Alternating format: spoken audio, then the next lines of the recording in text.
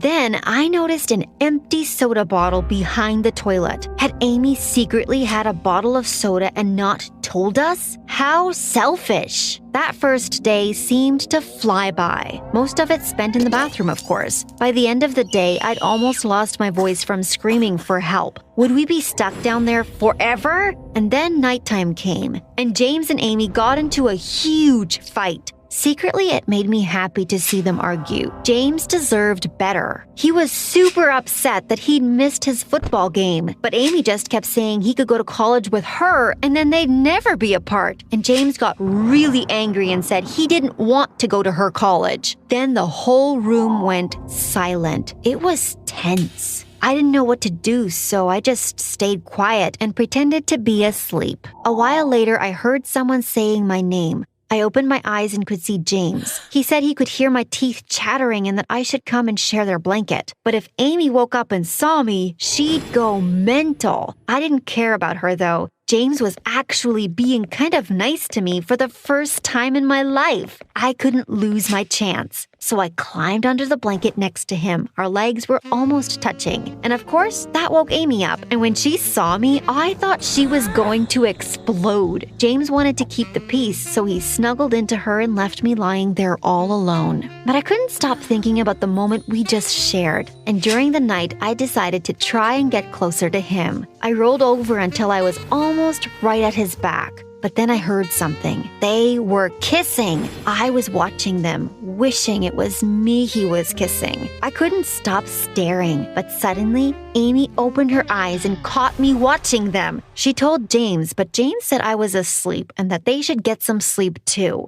But James didn't go back to sleep. He waited until Amy was snoring next to him, and then he reached out his hand and grabbed mine. I felt like my heart was going to explode, and I so badly wanted to get closer to him, but it was too risky. There was always the next night, right? So we fell asleep holding hands and I couldn't stop smiling. In the morning, though, I was lying there all alone. When Amy got up to go to the bathroom, I smiled at James and he smiled back. But then Amy came out and saw me and said, "Freak, stop staring at us like that." I thought James would stick up for me, but he didn't. He was acting like nothing had happened between us. The rest of that day was kind of weird. We just sat around quietly. At one point, James almost fainted. I mean, we were all starving. I was so weak, I just kept napping, and when I woke up from one of my naps, James and Amy were eating biscuits. Where did they get them from? I could almost feel the saliva pouring out of my mouth, and I assumed Amy would offer me one, but she didn't. They